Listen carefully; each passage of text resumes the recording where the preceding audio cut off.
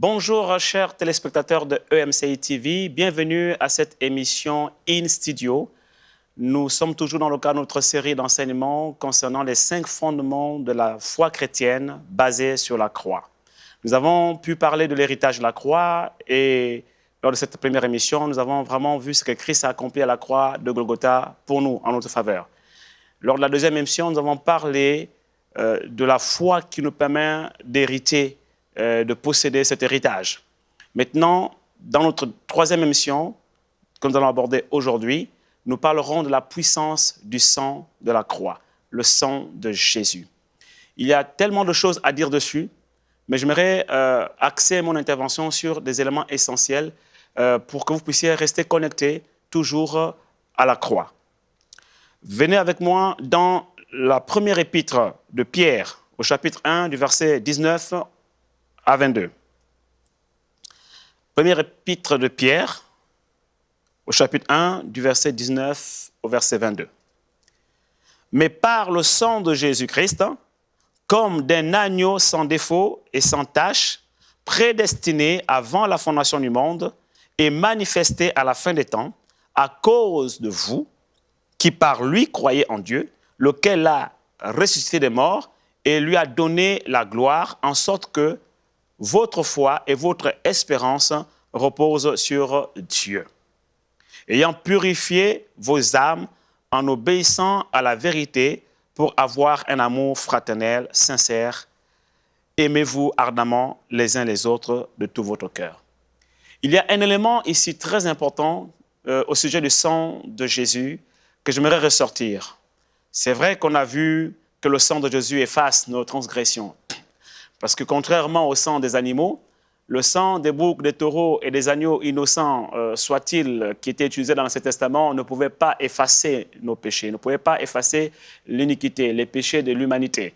Ils ne pouvaient que couvrir. C'était, comme je le disais au départ, une ombre de choses à venir qui présageait l'arrivée de l'agneau pascal, l'agneau parfait, Jésus-Christ, sur la croix de Golgotha. Et c'est ce sang qui efface nos péchés. Et Jean-Baptiste a pu le témoigner en disant « Voici l'agneau de Dieu qui ôte le péché du monde ». Et on l'a bien vu dans nos émissions précédentes que le sang de Jésus nous purifie le cœur lorsque nous demandons pardon à Dieu pour nos péchés.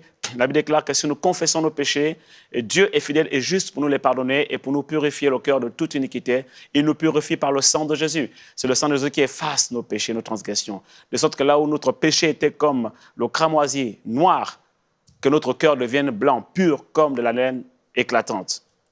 Le sang de Jésus nous sanctifie. Le sang de Jésus nous donne d'avoir accès au trône de la grâce. C'est donc qu'il est écrit « Approchez-vous du trône de la grâce avec un cœur sincère. Le cœur purifié d'une mauvaise conscience et le corps lavé d'une eau pure. » C'est le sang de Jésus qui nous donne accès dans la présence de Dieu. Parce que Jésus-Christ, il a inauguré le nouveau tabernacle, le sanctuaire céleste. Il a inauguré avec son propre sang, il y est entré avec son propre sang et il a ouvert pour nous une route nouvelle et vivante à travers sa chair, à travers ce sacrifice de la croix, afin que nous aussi aujourd'hui n'ayons plus besoin de passer par un homme pour avoir accès en sa présence, à la présence de Dieu, mais que nous puissions simplement, à travers le sang de Christ, avoir accès au trône de la grâce. Ça, c'est merveilleux. Le sang de Jésus-Christ nous donne d'avoir cet accès libre.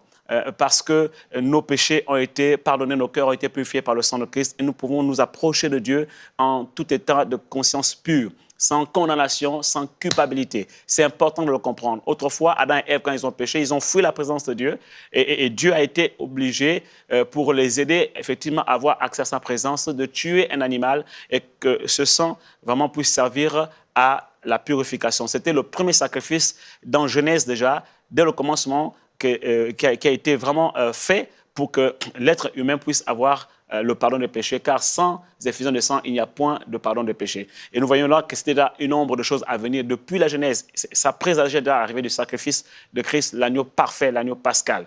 Le sang de Jésus-Christ agit de façon aussi à nous donner d'avoir une conscience tranquille, on l'a vu tout à l'heure. Mais dans ce passage bien précis, on pourrait tout dire bien sûr sur le sang de Jésus-Christ, hein. Il y a beaucoup d'éléments à dire. Mais dans ce passage bien précis de 1 Pierre chapitre 1, verset 19 à 22, nous voyons que le sang de Jésus-Christ purifie nos âmes. Waouh! Purifie nos âmes. Il est évident que lorsque nous sommes nés de nouveau, notre esprit est purifiés et sanctifiés. Nous sommes gratuitement justifiés. Ça se passe dans notre esprit. Mais la volonté de Dieu est que notre être tout entier soit sanctifié, soit préservé, pur et saint, irrépréhensible. Voyez-vous, l'esprit, l'âme et le corps, nous dit la parole de Dieu, doivent être sanctifiés. Donc, quand j'accepte Jésus-Christ dans mon cœur comme Sauveur et Seigneur, le Saint-Esprit vient habiter en moi parce que le sang de Christ a purifié mon esprit. Donc, je suis une nouvelle création, mon esprit a été régénéré, j'ai été gratuitement justifié. Ça s'est fait au niveau de notre esprit. Je vous ai dit que nous sommes un être tripartite. Nous avons une âme et nous vivons dans un corps et nous-mêmes, nous sommes esprit. Donc, ça se passe d'abord au niveau de l'esprit. Notre esprit est purifié. Et ça, on l'a compris depuis le début de notre série d'enseignements. Maintenant, ce qui est extraordinaire ici, c'est de voir que le sang de Jésus-Christ ne purifie pas que notre esprit, mais le sang de Jésus purifie également notre âme. Pourquoi? Mais parce que l'âme est le domaine de nos pensées, de nos émotions, de nos sentiments, de nos idéologies. L'âme est le siège de notre culture. L'âme est le siège de notre background, en fait. C'est là. L'âme fonctionne un tout petit peu comme, voyez-vous, un CD, un support audio qui contient des données. À l'intérieur, on peut y avoir des sons, des chansons, des paroles. OK? C'est contenu dans un CD. Et puis, vous prenez ce CD, vous le mettez dans un lecteur CD. Ou ça peut être une clé USB. Vous la mettez dans un lecteur clé USB. Et ce qui va se passer, c'est que le lecteur va lire le support et restituer le contenu. Si ce sont des chansons, vous allez entendre des chansons, des sons sous fond musical, par exemple. Si ce sont des paroles du type prédication, enseignement, message, vous allez également entendre cela. Mais qu'est-ce qui vous a permis de pouvoir écouter le contenu de ce support numérique? C'est le lecteur.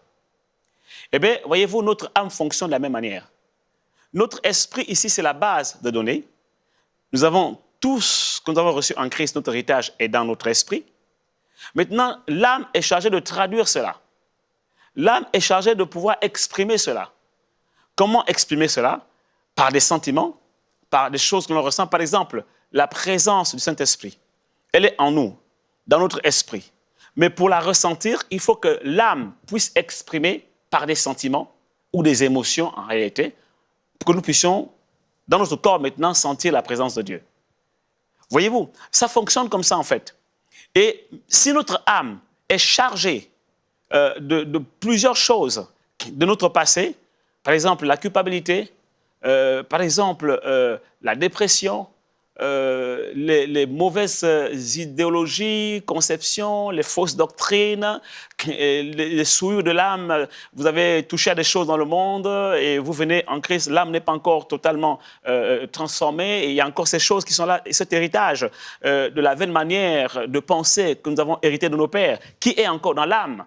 Alors il va être pour vous difficile de manifester la foi dont on a parlé au départ, mais de pouvoir également saisir votre héritage en Christ Jésus. Alors, en ce moment, le sang de Jésus devient important pour vous, parce qu'il ne va pas seulement se contenter de purifier et de sanctifier votre esprit, mais il a aussi le pouvoir de purifier vos âmes. Alléluia! Quelle bonne nouvelle! C'est pour cela que l'apôtre Paul nous dit, nous devons recevoir la parole de Dieu avec douceur. Recevez avec douceur la parole de vérité qui sauvera vos âmes. Et c'est comme ça que Dieu utilise sa parole à travers laquelle maintenant nos âmes seront sauvées. Et c'est la parole de Dieu qui va agir en nous pour véhiculer dans notre âme la puissance du sang de Jésus. Et c'est important que vous puissiez prendre le temps d'étudier le sujet du sang de Jésus, pour que vous puissiez découvrir en réalité la puissance de ce sang qui agit encore aujourd'hui, non seulement dans notre esprit, mais également dans notre âme, ayant purifié vos âmes en obéissant à la vérité. Quelle vérité? La parole. Donc, ça veut dire qu'en fait, le sang de Jésus purifie nos âmes lorsque nous obéissons à la parole. Lorsque nous écoutons la parole de Dieu, lorsque nous la lisons et que nous obéissons à cette parole, nous recevons cette parole avec douceur. Cette parole agit dans notre âme et le sang de Jésus-Christ nous purifie. Par exemple, lorsque l'apôtre Jean dit que nous devons marcher dans la lumière, si nous venons dans la lumière, nous devons marcher dans la lumière afin que nos œuvres soient vues dans la lumière. Ainsi, nous devons confesser nos péchés les uns aux autres, afin que nous puissions marcher dans la lumière. Et le sang de Jésus-Christ nous purifie, et ainsi nous sommes mutuellement en communion les uns avec les autres. Voyez-vous, le sang de Jésus n'agit pas dans notre vie en dehors de la parole de Dieu. Il faut qu'il y ait la parole de Dieu. C'est elle, la parole de vérité qui sauvera nos âmes. Lorsque la parole de Dieu elle est dans notre cœur, alors, en ce moment, le sang de Jésus-Christ se met en action, le pouvoir du sang de Jésus. Il faut savoir que le sang de Jésus-Christ, ce n'est pas un sang humain qui peut être contenu dans des vases, dans un endroit ou dans une banque de sang, quelque part dans un hôpital ou dans une structure hospitalière. Non, le sang de Jésus, ce n'est pas un sang naturel, c'est un sang spirituel. Et ce sang-là, en fait, il agit dans le spirituel et il agit avec la parole de Dieu. C'est pour cela que vous devez prendre conscience de cette réalité-là et réaliser que chaque fois que vous lisez la parole de Dieu, en fait, elle vous sanctifie. Quand on vous dit, par exemple, que la parole de Dieu vous sanctifie, c'est parce que la parole de Dieu, effectivement, agit en accord avec le sang. Et d'ailleurs, il est écrit, ces trois choses sont d'accord. Lesquelles? L'eau, le sang et la parole. Alléluia. C'est vraiment important. L'eau, c'est quoi? C'est le Saint-Esprit. Le sang, c'est le sang de Christ. Et la parole. Les trois sont d'accord, ok? Ça, c'est une vérité fondamentale. Une autre vérité concernant le sang de Jésus, nous la découvrons dans l'épître, la première épître de Jean, 1 Jean, au chapitre 1, à partir du verset 9 jusqu'au verset 10. Si nous confessons nos péchés, il est fidèle et juste pour nous les pardonner et pour nous purifier de toute iniquité. Si nous confessons nos péchés, il est fidèle et juste pour nous les pardonner et pour nous purifier de toute iniquité. On peut se dire, mais moi j'ai déjà confessé mes péchés, je suis déjà né de nouveau, je suis chrétien, mais comment dois-je encore confesser mes péchés? En fait, ici, il ne parle plus de tes péchés passés. Il parle des péchés que tu commets aujourd'hui. Ça veut dire que la puissance du sang de Jésus n'agit pas que dans le passé. Elle agit aussi dans le présent. C'est pour cela qu'il est écrit dans la suite, si nous disons que nous n'avons pas péché, nous le faisons menteur, nous faisons Dieu menteur. Et sa parole n'est point en nous. Voyez-vous?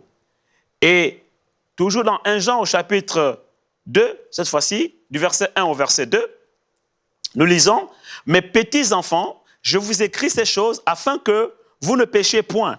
Et si quelqu'un a péché, nous avons un avocat auprès du Père, Jésus-Christ, le juste. Il est lui-même une victime expiatoire pour nos péchés, non seulement pour les nôtres, mais aussi pour ceux du monde entier. » Alléluia. Alléluia. Et Hébreux, chapitre 9, verset 22, nous dit « Et d'après la loi, tout est purifié par le sang. Et sans effusion de sang, il n'y a point de pardon de péché. » Le sang de Jésus-Christ est encore disponible aujourd'hui pour quiconque pêche. Ça ne voudrait pas dire maintenant que nous avons le droit de pécher tout azimut, comme nous le voulons. Non. Et je n'encourage pas les gens à pécher, parce que nous savons tous que le péché est mauvais. Le péché, il nous sépare de Dieu. Le péché, il obstrue notre relation avec le Seigneur. Le péché nous empêche de communiquer avec le Seigneur. Lorsque Adam et Ève ont péché, tout de suite, ils ont été privés de la présence de Dieu. Voyez-vous, le péché nous met dans un état sale, un état honteux, indigne. Donc, ce n'est pas une bonne chose de pécher, et nous le savons. Toutefois, lorsqu'il arrive qu'un chrétien pêche, le diable peut attaquer la conscience du chrétien et la mener à vivre sous le joug de la culpabilité. C'est ainsi qu'il est important de prendre conscience de cette vérité que je suis en train d'énoncer maintenant. Si tu as péché, demande pardon à Dieu. Confesse tes péchés à Dieu. Et le sang de Jésus-Christ te purifie. Mais ne reste pas sous le poids de la condamnation, sous le joug de la culpabilité.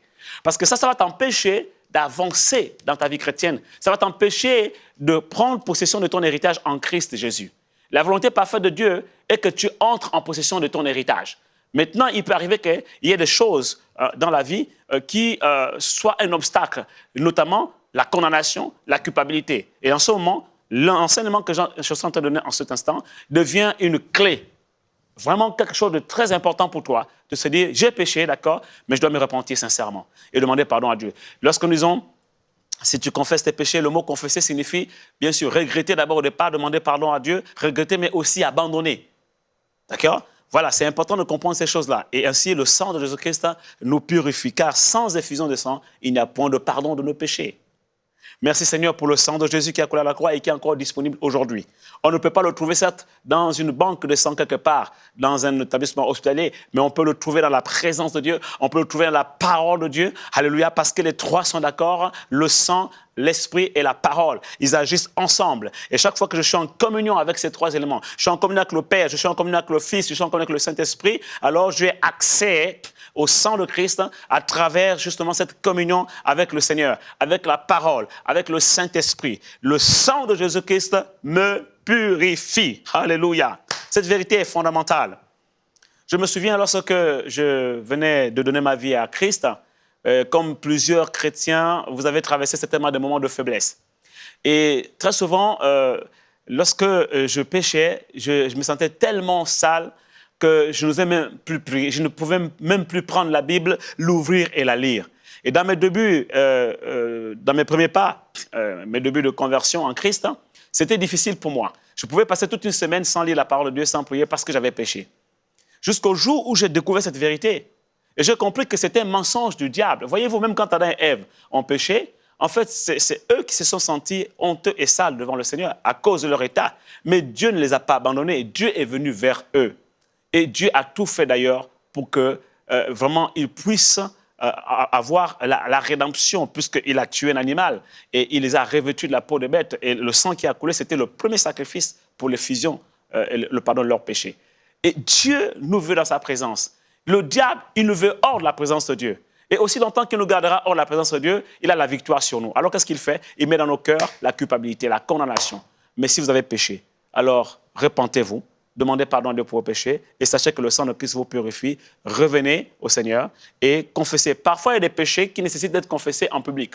C'est pour cela que l'apôtre Jacques nous encourage. Il dit, confessez donc vos péchés les uns aux autres. Il y a certains péchés qui ont besoin d'être confessés en public, devant un frère, devant une sœur, devant un groupe, dans votre cellule de prière, par exemple, ou parfois devant votre groupe la jeunesse, groupe les hommes, groupe les femmes dans l'église, ou même parfois devant l'église. Parce que c'est des péchés qui, en fait, parfois touchent le corps et le corps de Christ, ou parfois vous tiennent tellement captif qu'il faut dépouiller les œuvres des ténèbres publiquement, les livrer en spectacle pour qu'ils te lâchent, qu'ils lâchent prise, que la culpabilité te lâche, qu'elle te libère, que la condamnation te libère. Parce que, en fait, quand tu as déjà demandé pardon à Dieu pour tes péchés et que tu l'as déclaré publiquement, qui peut encore te condamner?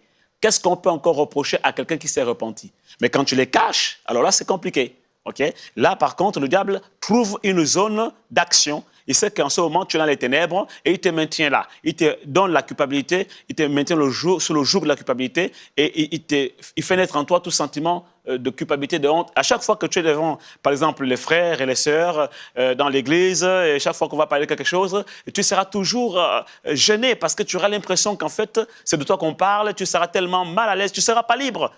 D'où l'importance simplement de confesser. Confesser, dépouiller les œuvres des ténèbres et le sang de Jésus-Christ te purifie. Ainsi, tu seras mutuellement en communion avec tes frères et tes sœurs et librement dans la foi, communion ensemble à la présence et la parole de Dieu. Alléluia. Merci Seigneur. Merci Seigneur parce que et presque tout d'après la loi est purifié avec du sang et sans effusion de sang, il n'y a point de pardon pour nos péchés. Dans Hébreux chapitre 12, verset 24, nous lisons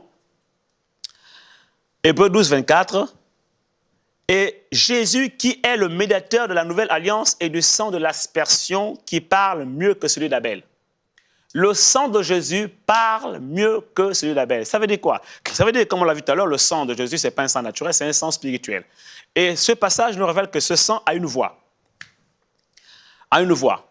Quand Dieu dit « à moi la vengeance, à moi la rétribution », si on t'a fait du mal, il ne faut pas chercher à te justifier, il ne faut pas chercher à venger qui que ce soit ou quoi que ce soit. Non, laisse Dieu, le juste juge, te faire justice. Comment te justifie-t-il? Il nous justifie, il te justifie par le sang de Christ. Et ce sang, il va plaider en ta faveur. Il va plaider ta cause dans le ciel, dans le monde spirituel. Lorsque le diable veut t'attaquer, le sang de Jésus viendra plaider en ta faveur. Alléluia. Ça, c'est formidable, le sang de l'aspersion. Et quand on parle de l'aspersion, c'est très important parce que l'apôtre Paul nous parle de l'aspersion. Il y a plusieurs textes qui parlent de l'aspersion. Par exemple, ce texte qui fait allusion à l'aspersion lorsqu'il a traversé les cieux. Jésus a traversé les cieux avec son propre sang.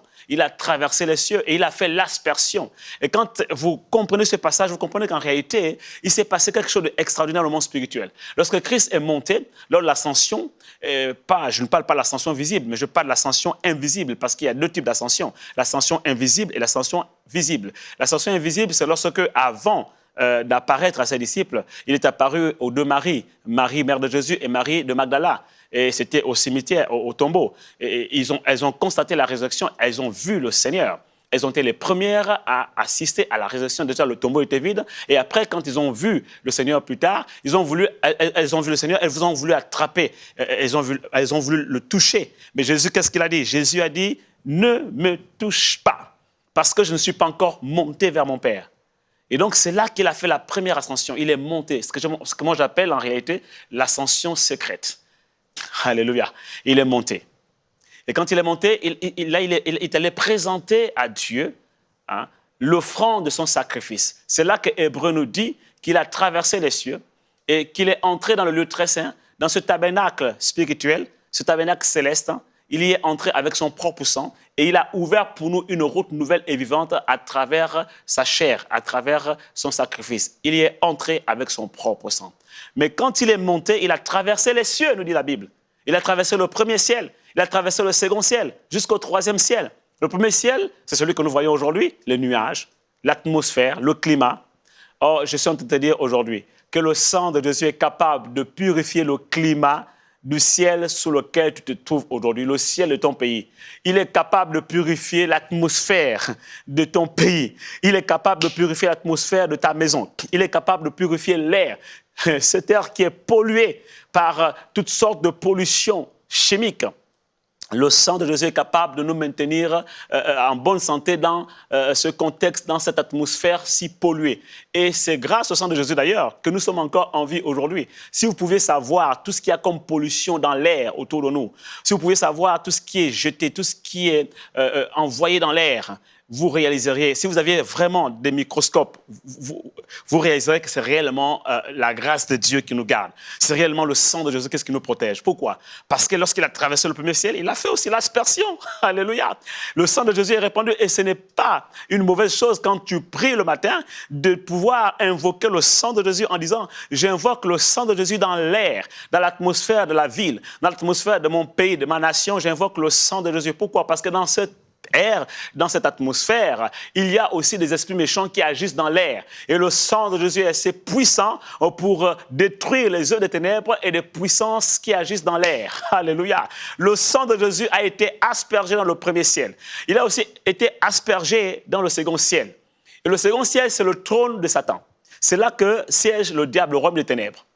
Et vous voyez, dans le livre de Daniel, lorsque Daniel a jeûné et prié, et la Bible déclare, nous enseigne que Michael a été envoyé pour venir secourir Gabriel, qui est l'ange messager de Dieu. Gabriel avait été envoyé par Dieu pour apporter la réponse aux prières de Daniel. Mais le prince de Perse, qui agit dans l'air, qui était une domination, qui agissait dans l'air, et qui était donc en fait positionné au second ciel, a fait interception, a empêché l'ange Gabriel de descendre. Il a fallu que Michael intervienne. Et quand Michael est intervenu, nous voyons ce qui s'est passé. En fait, l'ange Gabriel a pu descendre pour venir apporter la réponse de la prière à Daniel. Ça, c'était dans l'Ancien Testament. Pourquoi? Parce que Jésus-Christ n'était pas encore mort à la croix. Le sang des animaux ne pouvait pas empêcher au monde spirituel des ténèbres qui siège dans le second ciel d'intercepter les prières des croyants. Il a fallu que le sang de Jésus coule à la croix. Le sang de Jésus, l'agneau parfait. Lorsqu'il a coulé à la croix, la Bible déclare qu'il a traversé les cieux, le premier ciel, le second ciel aussi, et il a fait l'aspersion. Il fit l'aspersion. Ça veut dire que lorsque Il est écrit qu'il a dépouillé les dominations, les autorités, les principautés. Il les a publiquement livrés en spectacle. Vous comprenez qu'en fait, la victoire qui a éclaté à la croix a aussi été, en fait du sang de Jésus-Christ qui a été aspergé, alléluia, au deuxième ciel afin de pouvoir détruire les œuvres des ténèbres. De sorte que dorénavant, quand tu pries, tu n'es plus soumis aux réalités de Daniel. Ta prière ne peut plus être interceptée au second ciel.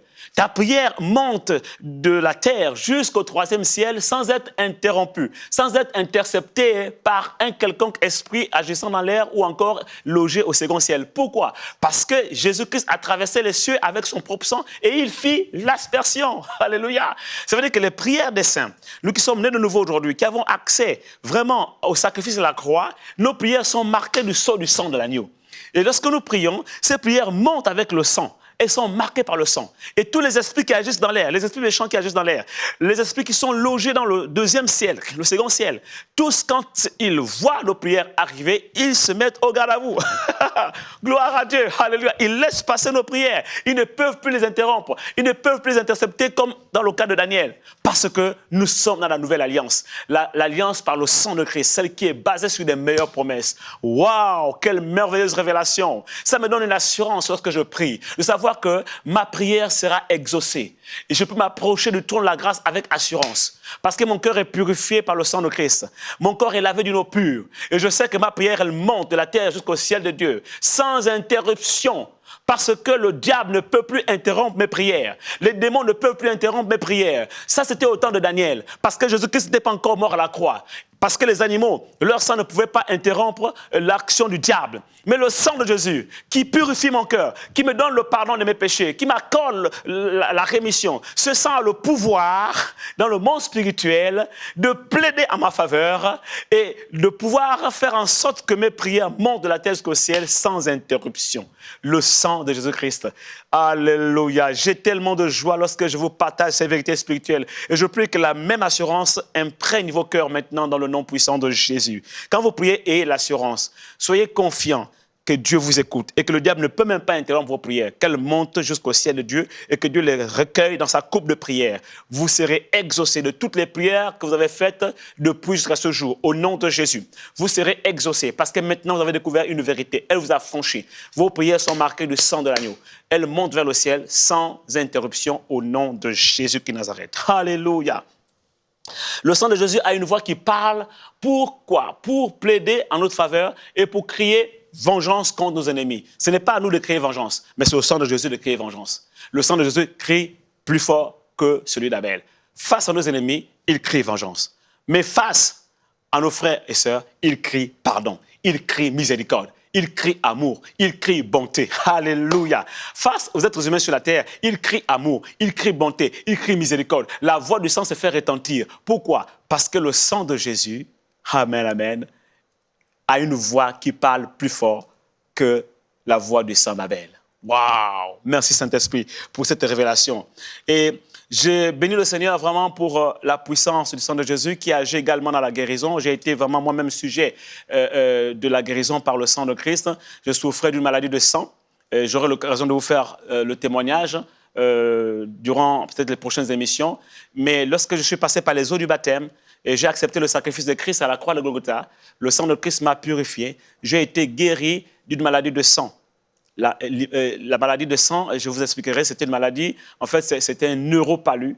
Le palu, c'est une maladie de sang, je vous expliquerai dans les prochaines émissions. Et j'ai été guéri au sortir des eaux du baptême. À l'instant, cette maladie m'a vraiment acculé durant des années. Mais j'ai été guéri à l'instant. Le sang de Jésus guérit. Et je bénis le Seigneur pour cette belle émission. Soyez bénis à l'écoute des prochaines au nom de Jésus. Amen.